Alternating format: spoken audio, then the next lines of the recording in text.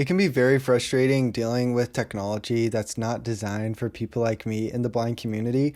But in 2022, it was very exciting to see some pretty cool, new, and creative innovations in accessibility and technology for the blind community.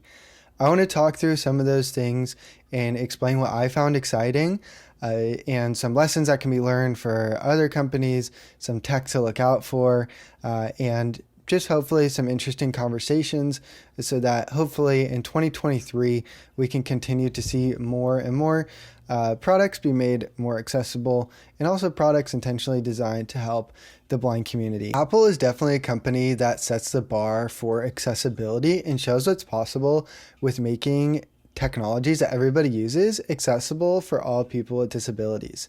So one of the coolest features that I found this year with my iPhone was the fact that I could now be able to interact with text within images with VoiceOver. In the past, when I used VoiceOver, which is a screen reader built into my phone, I can read text, for example, in text messages or text on a website or in an email. But if that text is in an image, I'm not able to rely on it. I either have to depend on there hopefully being alt text in the image to describe it, maybe a description below, or what has been cool recently is the auto-generated kind of explanation of what that image is, which is exciting, but still not always good enough for text and images.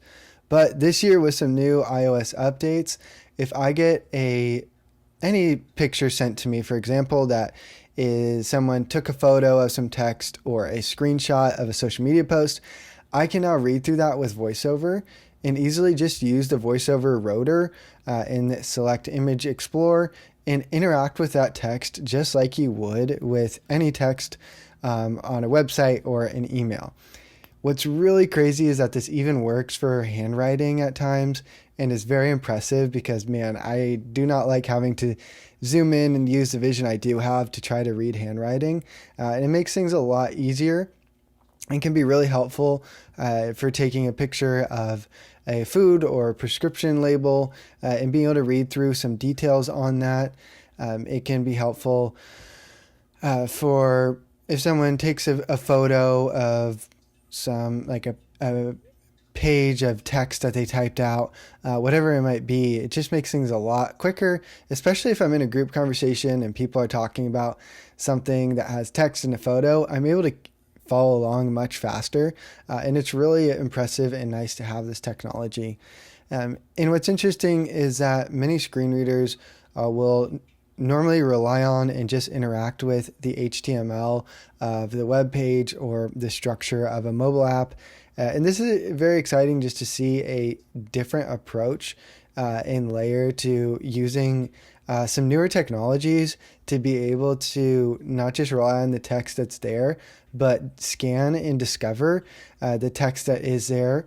It's almost like a workaround for many different examples of websites or products that may have different types of images. For example, maybe a learning platform has a bunch of images of things that have text in it. And if it's not set up with the right alt text, which would be related to the HTML and code of the program, then you can't really follow along.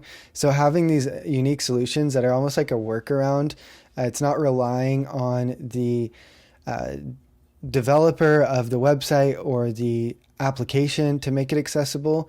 It uses a software that can, in certain ways, make almost anything accessible, but it's not something that should be relied on. It should ideally be the screen reader software should be accessible and have these features that can create workarounds, but ideally the products are designed accessibly as well. But I found this feature incredibly useful to have, and this technology also has other implications to where if I'm using the magnifier app on my phone, and it can read out loud the text that may be in frame.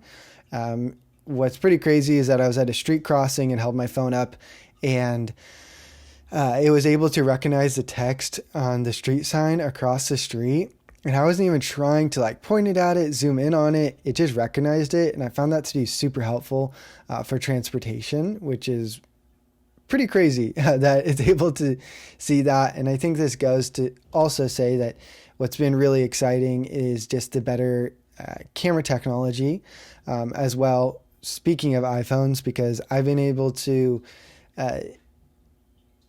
really much better rely on the magnification of the camera. For example, when I have the magnifier app, I can way more easily zoom in on things and be able to see the detail, to read the text, or figure out, a new piece of tech that I'm unboxing and need to see. Okay, where does it say this or that to follow the instructions on it when setting it up. And that's really cool because a lot of people see nice new camera to take good photos. And I think that's awesome because I like taking the nice photos and the nice videos. And, it's great that there's low light performance. But what's really cool is that the side and unintentional effects at times is that it's way easier to magnify on things because it can focus better. I don't need as much light when zooming in and trying to focus on something. And having these improvements go a long way because sometimes I feel weird where I'm like, oh my gosh, I got the newest, latest, greatest, nicest iPhone. Am I just being flashy? But it's like, no, there's a lot of features in it that I rely on daily. And to many people would make a very marginal difference in their life. But certain features for me can help improve productivity and work with just entertainment and day-to-day life, whatever it might be. So it just helps remind me that, even if it's the nicest, coolest new thing, if it has those differences that are going to make a big impact on your life, for a person with a disability, it's definitely worth it. One of the next exciting accessibility innovations of 2022 was probably seeing how Sony brought screen reader functions to their A7IV camera. This is pretty crazy because they took what so many people think is such a visual tool, which it is in many ways, but brought features of a screen reader to the menu system on the camera, which basically means that you can use the arrow keys just like anybody else would to navigate through the menu, but it's going to read out loud the items that are in the menu, which is super cool and exciting because for me, when I use cameras, like I'm filming this video on right now, it can be really hard to use and navigate through the menu because no matter how close I look, I can't see or read the text on the screen. But with these new features, it's still definitely a beta version and being figured out, but people who are blind are able to hear the features in the menu system, and eventually I assume these features would evolve into, as you change your shutter speed or your aperture, it's going to be reading those out loud as well. I just think that's super duper exciting. I've gotten into cameras since my vision loss as a way to help clearly capture things around me and be able to share that perspective with others. And at first I thought this was like super ironic because, why would the visually impaired person be into something that's so visual? But the more and more I got into it, I thought it made sense. Like, if you can't see well, why wouldn't you use a tool that can see well? And then the better I got at this, I thought, I feel like it's not just me that would like this. I feel like cameras should be made even more accessible because in so many ways they are. And continuing to improve these features would allow more people to capture sight and experience this not just for themselves, but to share it with other people. So it's amazing to see these improvements that Sony is trying to make. Plus, there's other features of this camera that help make it accessible. The autofocus technology is getting so much better in cameras because one of the hardest things for me to do is to make sure focus is right. Mostly if I had to rely on manual focus or had a really bad lens. But with how good autofocus is these days, it's really nice that I'm able to not have to think about it that much. And in the A7IV, the autofocus is very, very good. And so that's one less thing to have to think about for someone who has some level of a visual impairment that isn't able to see the focus as well. Also, they have cool features like the buttons have different like tactile tactile ways to distinguish them, and you're able to more easily differentiate them when which I think is another feature that is cool for anybody, because if you're holding up the camera looking through the viewfinder, you're not looking at the buttons that you're trying to press to adjust different settings. So the more that anybody could be more tactile is a great thing, and is a super exciting way where when you make your products more accessible for people with disabilities, there's going to be ways that it's going to benefit everybody and make just a better experience overall. And you'll find innovative solutions that you wouldn't have thought of otherwise. And I think the Sony A7IV becoming more accessible is really exciting.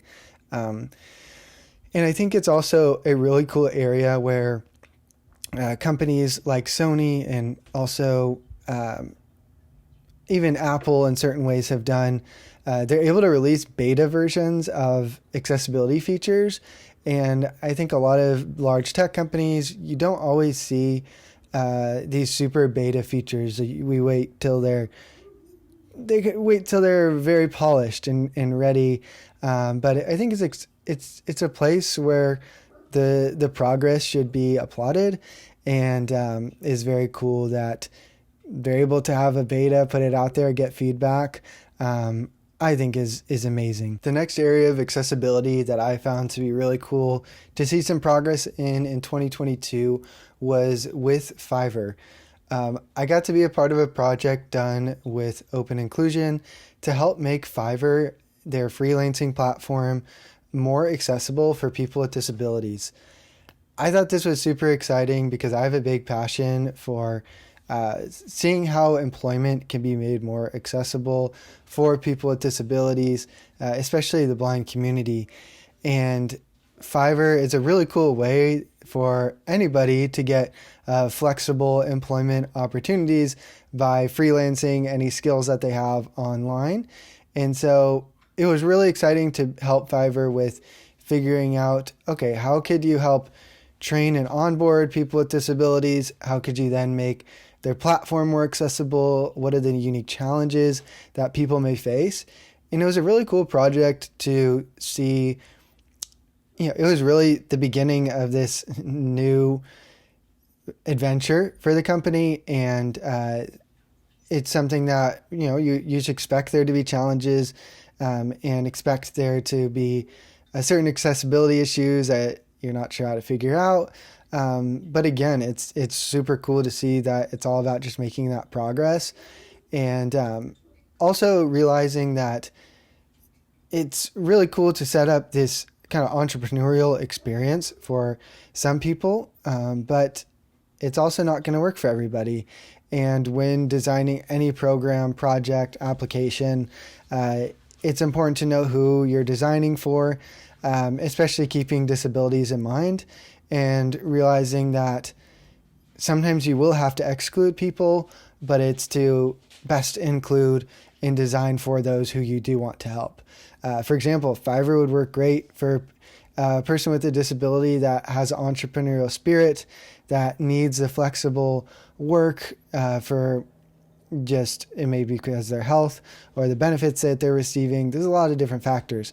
But for someone who wants to have a more steady income and be a part of a larger team, it wouldn't maybe be the best opportunity. But I think it's more so about creating all sorts of different opportunities that people with disabilities can have, just like so many other people in the general population do. But when things aren't made accessible, you're kind of constrained to the paths that you may choose, for better or for worse.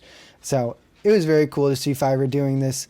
I think it's cool too, since Fiverr is a very creative platform, and it was exciting to see other people's with disabilities that were into different creative outlets that you wouldn't guess. Other visually impaired people that were like me into video editing, and just good to learn from other people.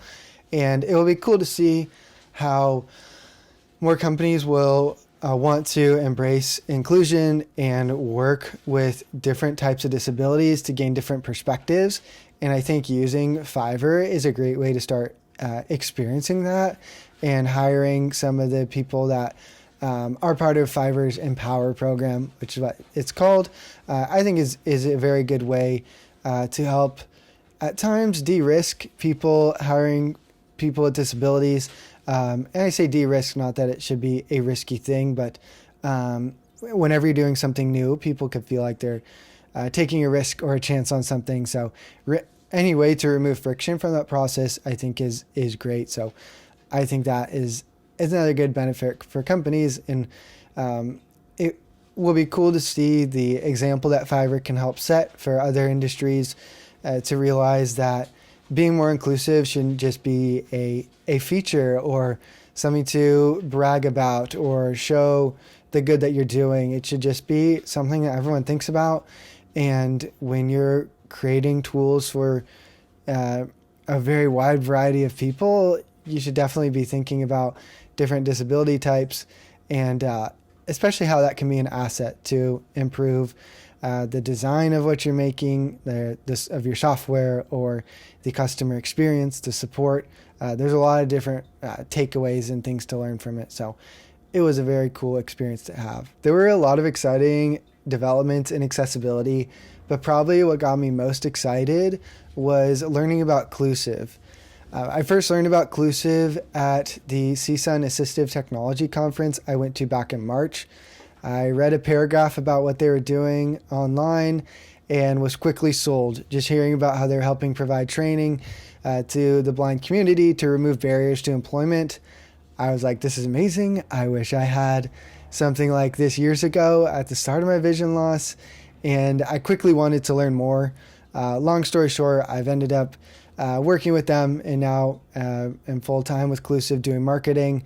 But I still want to share just how excited I am on what Clusiv is doing. And probably the coolest thing that I want to share with others is that Clusiv has developed a free mobile app to provide free training with a variety of occupational training courses, some modules from our full paid courses, and to help learn Gmail and Outlook with JAWS. And there will continue to be added and updated other content there. But it's super duper exciting because I have found when trying to learn any assistive technology, it's hard to find good training.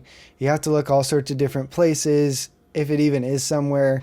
And to be able to have an app on your phone to start learning things, having high quality training from assistive technology users that are specialists in this area, it's really, really cool and a special thing, because technology can be very, very frustrating as someone who's blind, and it can also be one of your best friends because it allows you to do so much, and allows you to do the things that you thought you weren't able to do and keep up in education and employment and hobbies and so much more. And so to have training that is designed for the blind community in an accessible way, and in ways that's like fun and enjoyable even at times, I think is super cool, and is something I want everybody to know about, because I think that having the right education in the right areas and teaching towards the right skills is what helps empower and lead to employment or college or whatever skills you're looking to gain as someone who is blind or recently dealing with vision loss, whatever that may be. And I think what Clusiv is doing, just by creating their learning platform that is fully accessible for all the full courses, is super cool, because there's so many places that I go in my life that aren't designed for me in this digital world that we live, work, and play in. And when I can go to a place that is designed for me and with me in mind, and it's really special, especially when the company incorporates people with disabilities throughout the whole process of designing and developing any new product.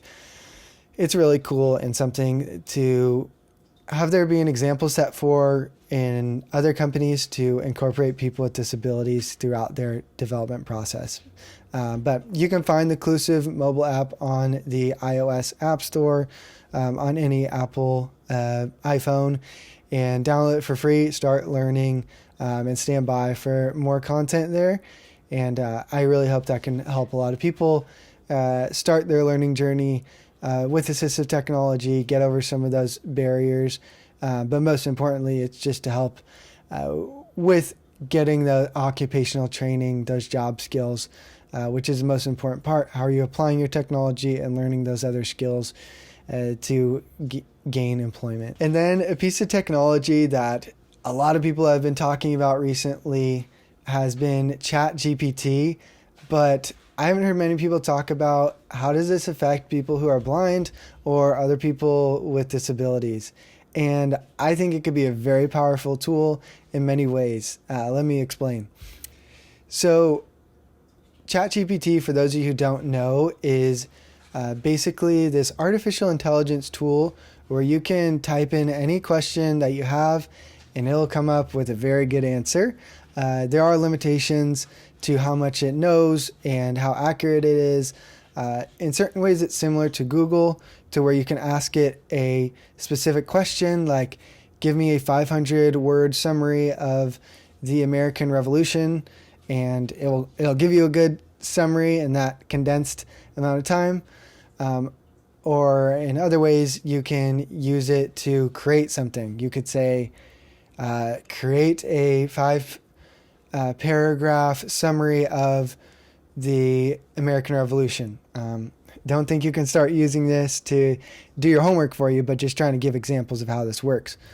But some of the areas that I think this is really cool to help give a better idea of this, and this is also something you just have to test out yourself to explore, is I don't like to edit like Word documents for grammar and spelling mistakes, but with ChatGPT, I can say fix the grammar and spelling and then put quotes and paste in the text, and it will fix all the spelling and grammar mistakes. And then I could even say like, make that sound better for, or just make the sentence structure better, make that sound better and more persuasive, or make that better for a social media caption, whatever it might be, and it'll help generate different ideas. And I think this is really cool to where it can be used as a tool to create ideas. A lot of people can be afraid that, oh, it's just creating content and stealing creativity. But for me, I can find it very helpful if I have to come up with some text rather than staring at a blank screen.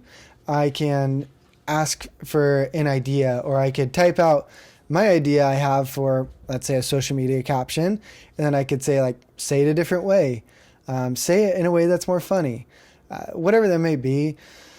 It helps come up with different ideas, especially when I don't love using a screen reader on my computer or magnification to edit that text. It's really nice to have something that's gonna just adjust things for me, and again, be used as a tool, not something that I'm relying on to create work, but it's something I can rely on that can assist in the process of creating content, or whatever that might be. You could also, when writing an email, be like, hey, make this email sound more friendly, which can be helpful, or again, fix the errors that are in this email. And there's always like a new way that I'm finding out about how to use it. If I need to shorten something, or if I need to be like, how many words are in this? It can be really helpful, and especially when there can be a variety of tasks that I do that can take longer when on my computer. And if it can help speed up my workflow, I think that's very exciting to have something that's going to help me be more efficient. Plus, I feel like the screen reader accessibility of the application is pretty good, which is really nice to have. Also, sometimes it can be annoying to Google search things and find the right answer to what I might be looking for. And to be able to ask a very specific question and get a short answer is really helpful and cuts down time. Whether, sometimes I can try to look up what a certain shortcut key is for my screen reader, or a shortcut key just for any basic function on my computer. This is an area where sometimes it's right, sometimes it's wrong. But for simple answers, it's much nicer to get that straight answer really quick from Chat GPT versus typing it in Google, figuring out which of the links is best to click on, and then find it within that link. It's very similar to when you search something on Google and get that featured snippet, which is that little paragraph that appears at the very top sometimes. It's really nice just to get that very direct answer. There's lots of limitations to Chat GPT, like with any tool, but it's very new, and I just think it's an exciting thing to bring up about in the conversation of accessibility, because it's so hopefully something that people will be keeping in mind who are developing this, but more so the users of it should be keeping in mind, how can this be a tool that more people can use? So those are just a couple things that I found to be really exciting developments and innovations in accessibility in 2022. And I hope that we can continue to see progress in these areas, can learn from what other companies are doing, and that they can set a precedence for others to have better examples of how to make this digital world we live in more accessible, because it still really is a new frontier in many ways. And it's something that there are examples of, but man, there needs to be a lot more. And the more examples and the more companies that really embrace accessibility, I don't want to say the easier it will be, but or even more simple, but just the better the process could go.